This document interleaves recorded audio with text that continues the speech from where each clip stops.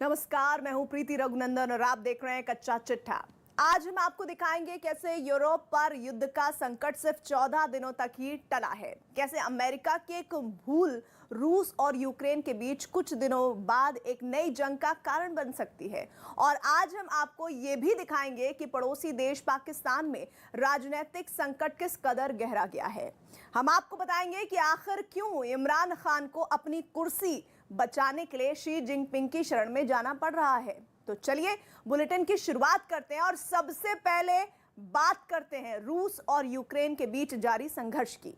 रूस के 1 लाख से ज्यादा सैनिक अब भी यूक्रेन के बॉर्डर पर मौजूद हैं।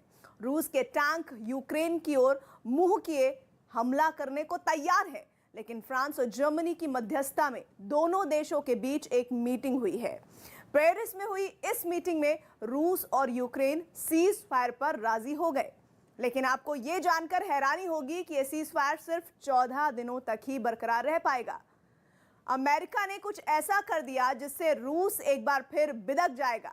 जो बाइडेन की महायुद्ध की चिंगारी को दोबारा भड़काने वाली महाभूल के बारे में जानने के लिए देखिए हमारी ये एक्सक्लूसिव रिपोर्ट।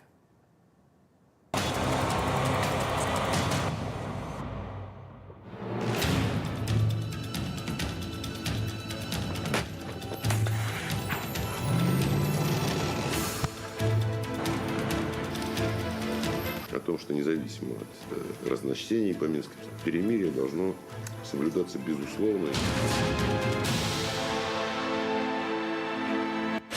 पेरिस में मीटिंग के बाद टल गया जंग का खतरा।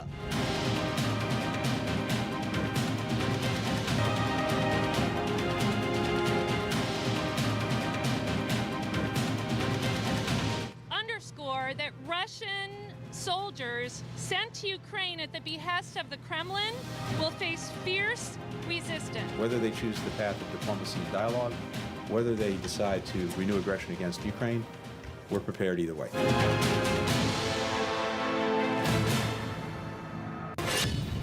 अमेरिका की नई धमकी, 2 हफ्ते बाद क्या होगा?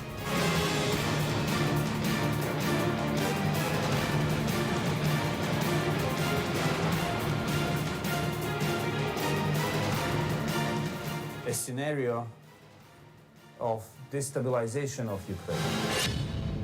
यूक्रेन के मुद्दे पर झुकने को तैयार नहीं पुतिन।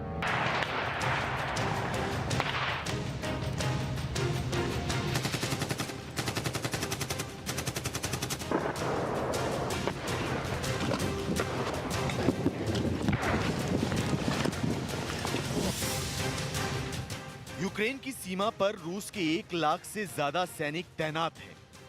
रूस ने यूक्रेन को चारों तरफ से घेर रखा है। ताजा सैटेलाइट तस्वीरें भी सामने आई हैं, जिनसे पता चलता है कि यूक्रेन बॉर्डर से कुछ ही दूर एक मिलिट्री ट्रेनिंग एरिया में रूस के टैंक और बख्तरबंद वाहन सैन्य अभ्यास की तैयारी कर रहे हैं। तो वहीं यूक्रेन की सेना भी अलर्ट मोड पर है। लेकिन यूक्रेन से करीब 2500 किलोमीटर दूर पेरिस में एक मीटिंग हुई। रूस और यूक्रेन के अधिकारी इस मीटिंग में हिस्सा लेने पहुंचे। कयास लगाए जाने लगे कि दोनों पक्षों के बीच शांति स्थापित करने को लेकर बातचीत होगी। और कई घंटे चली मीटिंग जब खत्म हुई तो रूस यूक्रेन ने साझा बयान जारी करते हुए संघर्ष विराम का ऐलान कर दिया।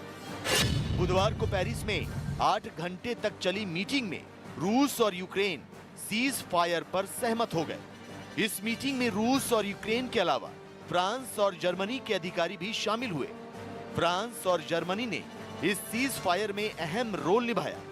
हालांकि 2 हफ्ते बाद बर्लिन में इसी मुद्दे पर एक बैठक और होगी।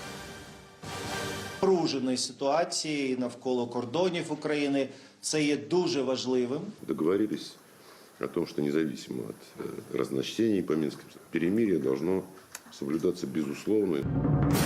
जर्मनी की माने तो रूस और यूक्रेन के बीच संघर्ष को संवाद से स्थगित करने के लिए बर्लिन में एक और बैठक होगी। कयास लगाए जा रहे हैं कि फरवरी के दूसरे सप्ताह में ये वार्ता होगी। तो अच्छी बात यह है कि 2019 के बाद पहली बार रूस और यूक्रेन ने साझा बयान जारी किया। लेकिन कुछ सवाल अब भी युद्ध की आशंका को पूरी तरह खारिज करते नहीं दिखते। मसलन संघर्ष विराम पर दोनों देश कायम रहते हैं या नहीं, क्राइमिया के मुद्दे पर यूक्रेन का रुख बदलेगा, नेटो पर रूस की शर्तें यूक्रेन मान जाएगा, क्या यूक्रेन पर रूस अपना अधिकार नहीं जताएगा, क्या यूरोपीय देश यूक्रेन को अब भी यूरोपीय संघ में शामिल करने की कोशिश करेंगे, और क्या रूस की तमाम शर्तों पर अमेरिका मुहर लगाएगा। पेरिस में 2 हफ्ते के लिए सीज फायर एग्रीमेंट हो गया है, बावजूद इसके ग्राउंड सिचुएशन में कोई भी फर्क नहीं है। यूक्रेन बॉर्डर पर रूस की जो सेनाएं हैं पूर्ववत हैं, और वेपन्स एंड इक्विपमेंट के साथ साथ उसमें गोला बारूद, मिलिट्री हॉस्पिटल्स और वो सारे साधन हैं जो एक युद्ध को सुचारू रूप से चलाने के लिए चाहिए। और इसके साथ ही रशियन फोर्सेस बेलारूस में अपनी ट्रेनिंग कर रही हैं, ताकि अगर जरूरत पड़े तो वो अपने ड्रिल्स एंड प्रोसीजर्स को बेहतर करके युद्ध में भाग ले सकें। इसमें दो राय नहीं कि मध्यस्थ की भूमिका निभाकर फ्रांस और जर्मनी ने एक बहुत बड़े संकट को कुछ वक्त के लिए टाल दिया है, लेकिन यह संकट दोबारा खड़ा हो सकता है। रूस और यूक्रेन एक बार फिर आमने सामने आ सकते हैं, क्योंकि अब भी रूस के 1,27,000 सैनिक यूक्रेन बॉर्डर पर मौजूद हैं। अब भी यूक्रेन के करीब रूस सैन्य अभ्यास जारी रखे हुए है। अमेरिका की धमकी के बावजूद यूक्रेन से सटे बेलारूस में रूस सैन्य अभ्यास करने जा रहा है। इसके अलावा चीन और रूस की नौसेना अरब सागर में युद्धाभ्यास कर रही है। अब भी रूस पूर्वी यूरोप में नेटो की सक्रियता को कम करने के रुख पर कायम है। अब भी रूस यूक्रेन को यूरोपीय संघ में शामिल करने की मुखालफत कर रहा है। अब भी रूस क्राइमिया प्रायद्वीप पर अपने कब्जे को अवैध मानने से इनकार कर रहा है। अब भी यूक्रेन की सेना रूस के संभावित हमले के मद्देनजर अलर्ट मोड पर ही है। और तो और अब भी नेटो ने यूक्रेन के पड़ोसी देशों में अपनी सेनाओं को मुस्तैद रखा हुआ है। NATO firmly believes that tensions and disagreements must be resolved through dialogue and diplomacy, not through force or the threat of force. So today, NATO has conveyed our written proposals to Russia. We have done so in parallel with the United States. रक्षा जानकारों का भी मानना है कि रूस और Ukraine के बीच जिन मुद्दों को लेकर तनाव है, वो इतनी जल्दी खत्म नहीं होंगे। रूस के लिए यूक्रेन साख का मुद्दा है। रूस के राष्ट्रपति व्लादिमीर पुतिन कई बार कह चुके हैं कि यूक्रेन रूस से अलग नहीं हो सकता, क्योंकि दोनों देशों की संस्कृति एक है। मतलब ये कि रूस अपने रुख से पीछे नहीं हटने वाला। अमेरिका की धमकियों से रूस अपने हितों को किनारे रख यूक्रेन से दोस्ती करेगा, इसकी संभावना ना के बराबर है। यही नहीं, रूस और यूक्रेन के साथ नेटो की सैन्य तैयारियां भी इसकी तस्दीक करती हैं कि जंग की ज्वाला दोबारा भड़क सकती है। मौजूदा रूस के जमावड़े से यह तो स्पष्ट है कि अगर वार्ता टूटी या नेगेटिव दिशा में गई तो रूस को ऑफेंसिव फोर्सेस को लॉन्च करने में कोई खास समय नहीं लगेगा, और यह जब तक बातचीत से तय नहीं हो जाता तब तक इस तरह की संभावना पूरी की पूरी बनी रहेगी।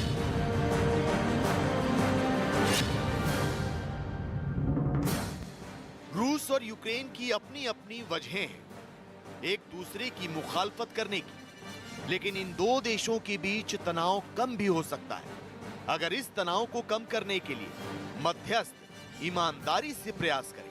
फ्रांस और जर्मनी बहुत हद तक ऐसा करते दिख भी रहे हैं, लेकिन रूस के कट्टर दुश्मन अमेरिका के इस विवाद में कूदने से मामला और ज्यादा उलझ गया है। कैसे, वो अमेरिकी विदेश मंत्री एंटनी ब्लिंकन के इस बयान से समझिए। The document is with them and the ball is in their court. We'll see what we do, as I've said repeatedly, whether they choose the path of diplomacy and dialogue, whether they decide to renew aggression against Ukraine, we're prepared either way. सुना आपने किस तरह America के विदेश मंत्री ने रूस को धमकी दी। अमेरिका ने रूस को दो टूक शब्दों में कह दिया कि अगर वो शांति का रास्ता चुनता है तो ठीक, वरना युद्ध का रास्ता चुनने पर उसे जवाबी कार्रवाई का सामना करना होगा। दरअसल अमेरिका चाहता है कि यूक्रेन रूस के प्रभाव से पूरी तरह आजाद हो जाए। अमेरिका चाहता है कि यूक्रेन यूरोपीय संघ का हिस्सा बन जाए।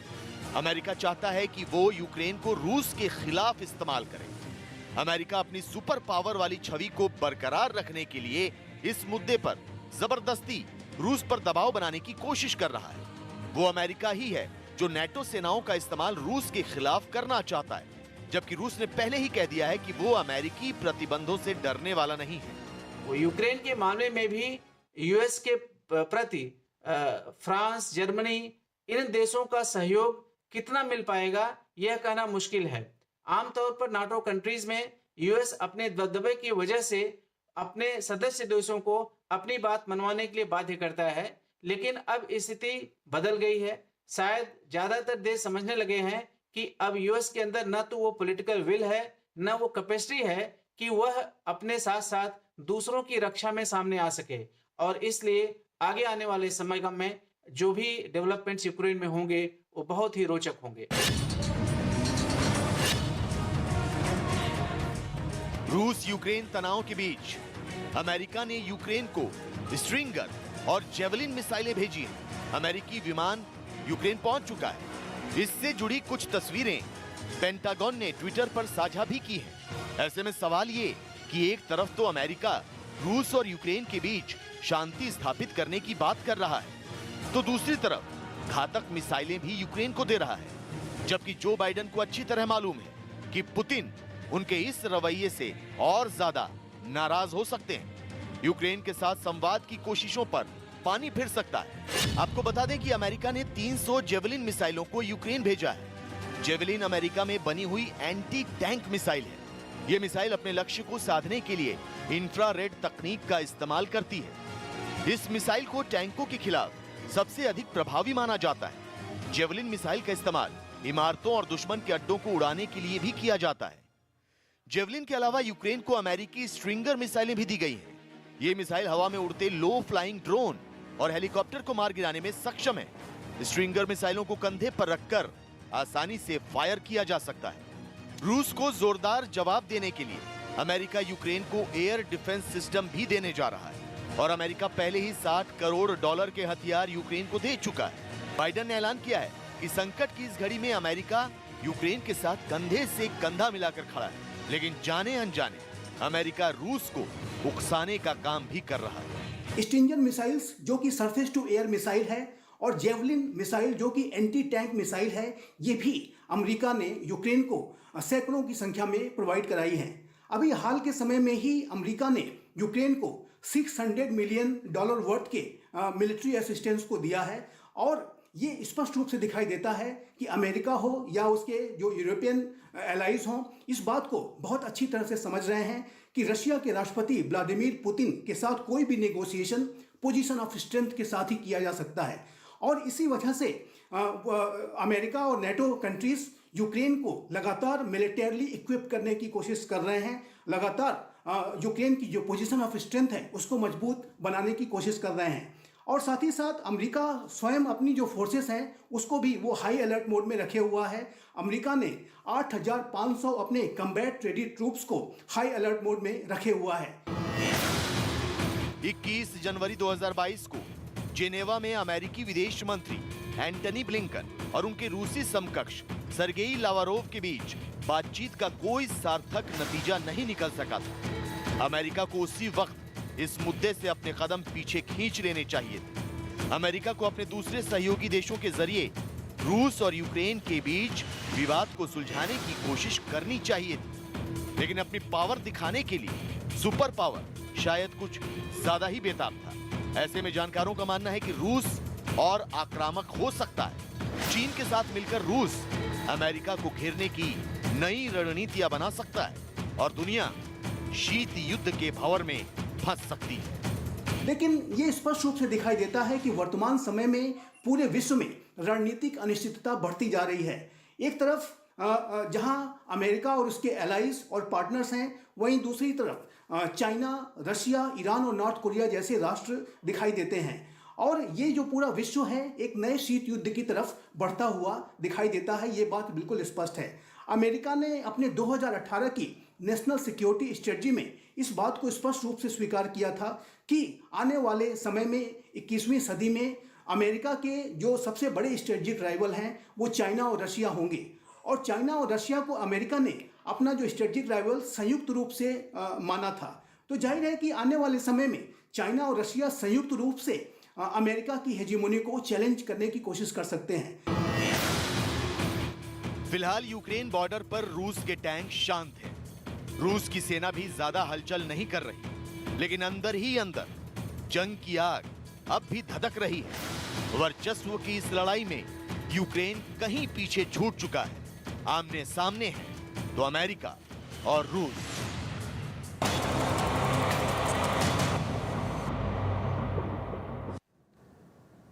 पाकिस्तान में इमरान खान की सरकार के तख्ता पलट की आशंका तेज हो गई है। पाकिस्तान में इमरान खान चौतरफा घिर चुके हैं। पाकिस्तान की पब्लिक परेशान है, विपक्षी पार्टियां निशाना साध रही हैं। फौज का एक धड़ा भी इमरान खान के खिलाफ बताया जा रहा है। वहां की मीडिया में तख्ता पलट की बातें चल रही हैं।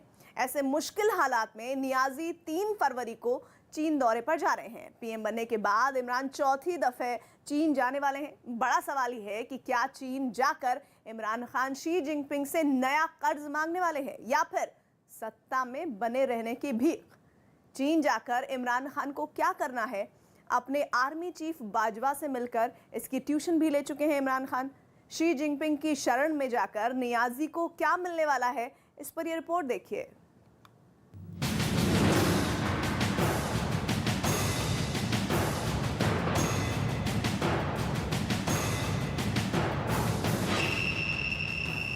बाजवा से मिले इमरान खान।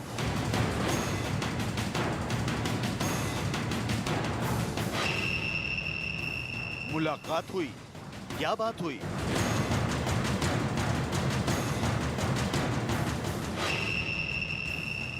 रूठे बाजवा को मनाना इमरान के लिए जरूरी या मजबूरी?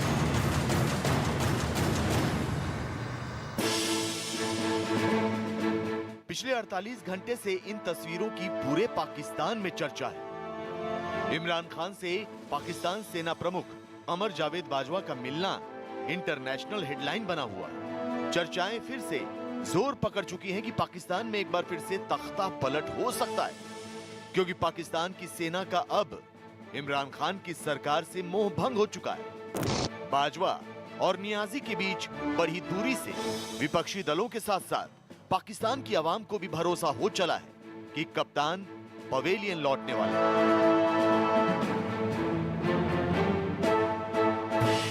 लेकिन इसी बीच इमरान खान चीन यात्रा की तैयारी में लगे हैं। सवाल है कि क्या पीएम पद की भीख मांगने चीन चले इमरान खान?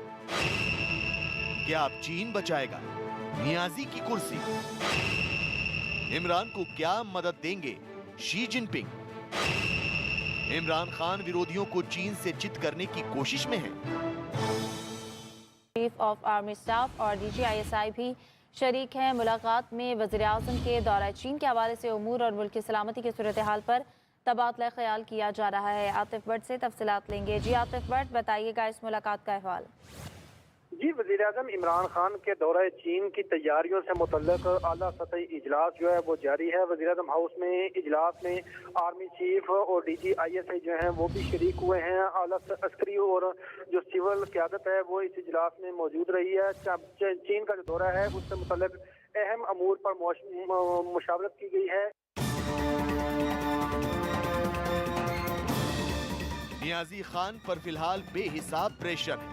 इस हालात में पाकिस्तान की राजनीति का रट्टा मारने वाले इमरान खान पर विपक्ष ने भी गद्दी छोड़ने और फिर से चुनाव कराने का दबाव बढ़ा दिया है। इमरान खान मुश्किलों के चक्रव्यूह में चारों ओर से घिर चुके हैं। इमरान खान से पाकिस्तान की आवाम नाराज है। पाकिस्तान सेना प्रमुख कमर जावेद बाजवा निशाने पर है। ISI चीफ भी इमरान खान के पक्ष में नहीं दिख रहे हैं। इमरान पर विपक्ष हमलावर है। अमेरिका अरसे से इमरान से खफा है। फिलहाल चीन भी नाराज चल रहा है, जिसे मनाने की कोशिश में इमरान एक बार फिर चालबाज जिनपिंग की चरण वंदना करने चीन जा रहे हैं। खान साहब अब देखें उसी तरह का पैकेज मेरा ख्याल में ढूंढते फिर रहे हैं, लेकिन देखें किस हद तक मिलता है। चाइना नाराज है आपसे। और दूसरा ये क्वेश्चन मार्क है कि क्या ख्याल है खान साहब, आप जहां जा रहे हैं चाइनीज अखबारें नहीं पढ़ते, टीवी नहीं देखते, आपका नंबर जो 140वां आया है ट्रांसपेरेंसी इंटरनेशनल का, कि आप करप्शन में आप डूबे हुए हैं बिल्कुल, तो इन हालात में कौन सा बंदा इन्वेस्टमेंट करेगा? मैं बताता हूं, मेरे इंफॉर्मेशन के हिसाब से जो ऑब्जेक्टिव है खान साहब के, वो इन्वेस्टमेंट लेने जाना, उसके बाद वहां पे जो ओलंपिक है वहां पे सारा अमेरिका और यूरोप ने उसका बायकॉट किया है, और आप उनके फ्रेंडशिप के लिए आप चाहते हैं कि हम वहां जाएं और कुछ पैसे मिल जाए, आप वहां पे ओलंपिक में जाएंगे उनको सपोर्ट करने, और सिवाय पैसे लेने के और कुछ भी नहीं है। जिस तरह मैंने कहा है कि आपकी हर पॉलिसी के पीछे डॉलर आप नजर आ रहा होता है और वो डॉलर के लिए जा रहे हैं, लेकिन चाइनीज को पता है कि आप करप्ट लोग हैं। पाकिस्तान को रियासत मदीना बनाने का सपना दिखाने वाले इमरान खान हर मोर्चे पर विफल हैं। इमरान की विदेश नीति हर दिन विफलता की नई लकीर खींच रही है। आर्थिक मोर्चे पर इमरान खान की अगुवाई में पाकिस्तान की सरकार किस हद तक फेल हो चुकी है, ये इमरान के ताजा बयान से साफ हो जाता है। 90 लाख ओवरसीज पाकिस्तानी हैं। इनका जो सालाना आमदनी है वो 22 करोड़ पाकिस्तानियों के बराबर है। इनके पास पैसे भी फॉरेन एक्सचेंज में, डॉलर्स में हैं। इनके पैसे जो रेमिटेंसेस भेजते हैं उसके ऊपर इस वक्त पाकिस्तान चल रहा है, एक्सपोर्ट्स के ऊपर नहीं चल रहा। लेकिन ये इन्वेस्ट नहीं करते पाकिस्तान में। क्यों नहीं इन्वेस्ट करते? मेरा सबसे ज़्यादा ताल्लुक ओवरसीज़ पाकिस्तानी से इसलिए रहा है क्योंकि मैं खुद ओवरसीज़ पाकिस्तानी रह चुका हूँ। मैं 6 महीने तो बाहर कमाई करता था 18-20 सालों तक। तो मैं तो जानता हूँ कि उनका मसला क्या है। वो सिर्फ पाकिस्तान में इन्वेस्टमेंट नहीं करते कि यहाँ रूल ऑफ लॉ नहीं है। पाकिस्तान में हद से अधिक भ्रष्टाचार, महंगाई की मार और चाइनीज कर्ज में कंगाल हो चुके पाकिस्तान को लेकर सियासी तूफान मचा हुआ है। विपक्षी दलों के धरना प्रदर्शन और मार्च का सिलसिला तेज होता जा रहा है और इमरान खान हैं जो अपनी नाकामी छिपाने के लिए पाकिस्तान की न्यायपालिका की कमियां गिना रहे हैं। आप अपना ये नॉर्दर्न एरियाज यहाँ से सारा नॉर्थ पे चले जाएं। मैं स्विट्जरलैंड देखा हुआ है, मैंने ऑस्ट्रिया देखा हुआ है, मैंने अपना सारा नॉर्दर्न एरियाज देखा हुआ है। आप यकीन करें कि आप मुकाबला ही नहीं कर सकते जो खूबसूरती इस मुल्क में है। स्विट्जरलैंड आधा है हमारे नॉर्दर्न एरियाज का साइज स्विट्जरलैंड का, लेकिन क्योंकि वहाँ रूल ऑफ लॉ है। स्विट्जरलैंड के अंदर सिर्फ अपनी टूरिज्म के ऊपर वो 60 से 80 अरब डॉलर कमाते हैं। 60 से 80 अरब डॉलर। हमारा तो पता नहीं $100 मिलियन भी नहीं आता हमारी एक्सपोर्ट्स ये टूरिज्म से, ये भी नहीं आता। तो ये स्विट्जरलैंड ने एक आपके सामने मिसाल है, एक वो मुल्क क्योंकि वहां कानून की बालादस्ती है, वहां कोई कब्जा ग्रुप नहीं आपको मिलता। जिस वक्त इमरान खान गैर मुल्कों की खुशहाली का हवाला दे रहे थे, उसी वक्त पाकिस्तान न्यूज चैनलों के टीवी स्क्रीन पर MQM-P कार्यकर्ताओं पर पुलिस की बर्बरता की तस्वीरें चल रही थी।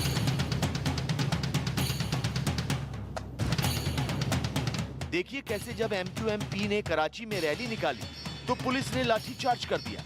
लोगों को रोकने के लिए सिंध CM हाउस के बाहर आंसू गैस के गोले दागे गए।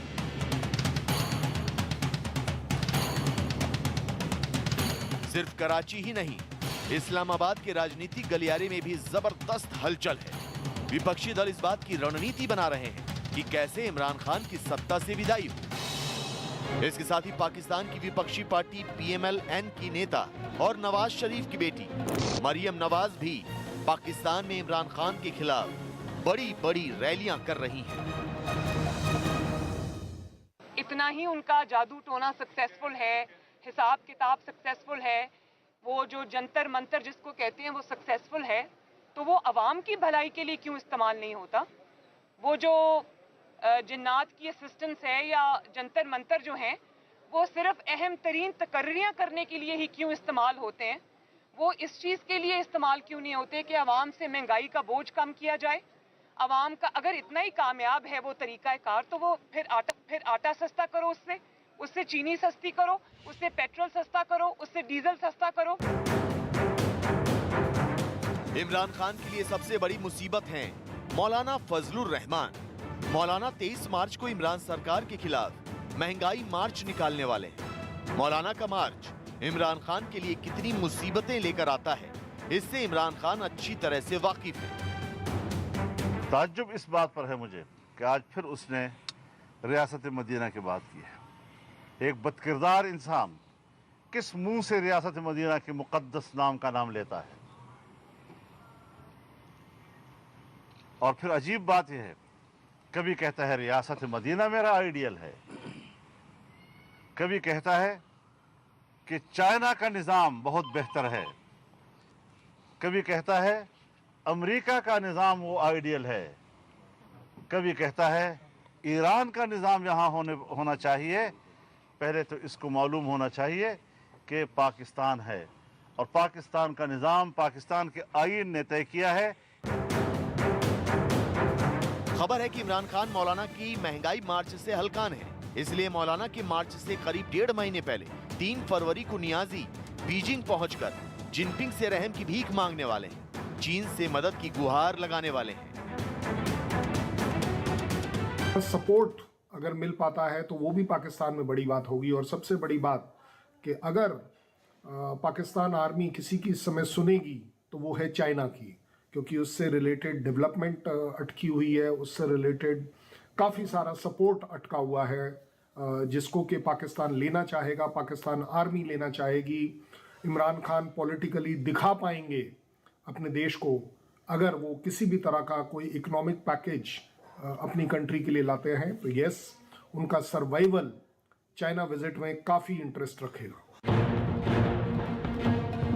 लेकिन चीन दौरे से पहले इमरान खान का सेना प्रमुख बाजवा से मिलना कुछ और ही संकेत देता है। इमरान खान के साथ 26 जनवरी को हुई मीटिंग में आईएसआई चीफ भी मौजूद रहे, जिनकी तैनाती को लेकर इमरान और बाजवा के बीच विवाद हो चुका है।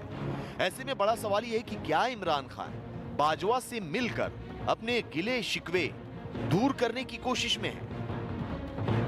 कहा जाता है कि इमरान खान जो है बाजवा से मिलकर उनको मनाने की एक बार फिर से कोशिश कर रहे हैं कि वो बाजवा माने, लेकिन मुश्किल ये है कि बाजवा की स्वयं सपोर्ट सेना के अंदर कम होती हुई नज़र आती। पहली बात तो ये कि इनसे जो वहाँ के कट्टरपंथी धार्मिक संस्थाएं वो शुरू से खुश नहीं। उनका मानना ये है कि ये इनका कनेक्शन जो है वो वो नॉन मुस्लिम धर्म से है, जो मुसलमान जिसको वो नहीं मानते, अहमदिया।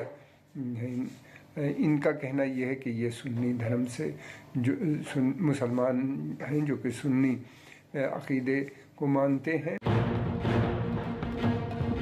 3 फरवरी को इमरान खान बतौर वजीर आजम चौथी बार चीन जाने वाले हैं। इमरान खान सरकार और अमेरिका के बीच बढ़ी तल्खी अब किसी से छिपी नहीं है। ऐसे में पाकिस्तान को अब चीन का ही सहारा बचा है। इसीलिए इमरान खान चीन को मनाने के लिए अब उस विंटर ओलंपिक के बहाने बीजिंग जा रहे हैं, जिससे अमेरिका ने दूरी बना रखी है। इसके अलावा चीन सीपेक प्रोजेक्ट में हो रही देरी पर भी भड़का हुआ है। करीब 87 अरब अमेरिकी डॉलर की लागत वाला सीपेक चीन के शिनजियांग प्रांत को पाकिस्तान के बलूचिस्तान में मौजूद ग्वादर बंदरगाह को जोड़ता है। चीन के राष्ट्रपति शी जिनपिंग की सबसे पसंदीदा प्रोजेक्ट है। इस परियोजना का मकसद दुनिया भर में चीन का प्रभाव बढ़ाना है। चीन ने सीपेक पर अब तक 25 अरब अमेरिकी डॉलर खर्च किए हैं, जिससे 75,000 लोगों को काम मिला। इसके तहत 500 किलोमीटर लंबे नेशनल हाईवे और सड़कें बनी हैं। साथ ही साथ 5,500 किलोवाट बिजली पैदा की गई।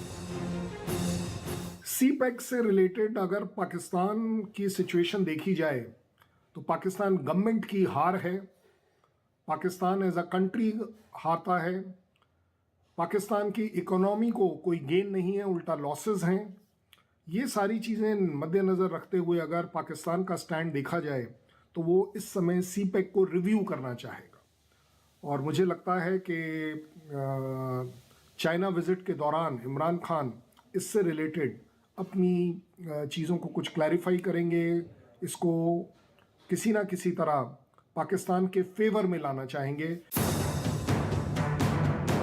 पिछले साल जुलाई महीने में दासू हाइड्रो प्रोजेक्ट में काम करने वाले चीनी इंजीनियरों पर हमले के बाद काम पर चीन ने रोक लगा दी थी। चीन ने पाकिस्तान को साफ साफ शब्दों में चेतावनी दी थी कि पाकिस्तान में चीनी नागरिकों की सुरक्षा चीन के लिए सबसे अव्वल। हालांकि चीन की नाराजगी को दूर करने के लिए ड्रैगन की धमकी के आगे झुकते हुए इमरान सरकार चीनी नागरिकों को भारी भरकम मुआवजा देने पर भी तैयार हो गई, वो भी तब जब पाकिस्तान दिवालिया होने की कगार पर है। लेकिन वजीर आजम की गद्दी पर बने रहने के लिए इमरान खान कुछ भी करने को तैयार है। इसके लिए पाकिस्तान को चीन का गुलाम भी क्यों न बनाना पड़े।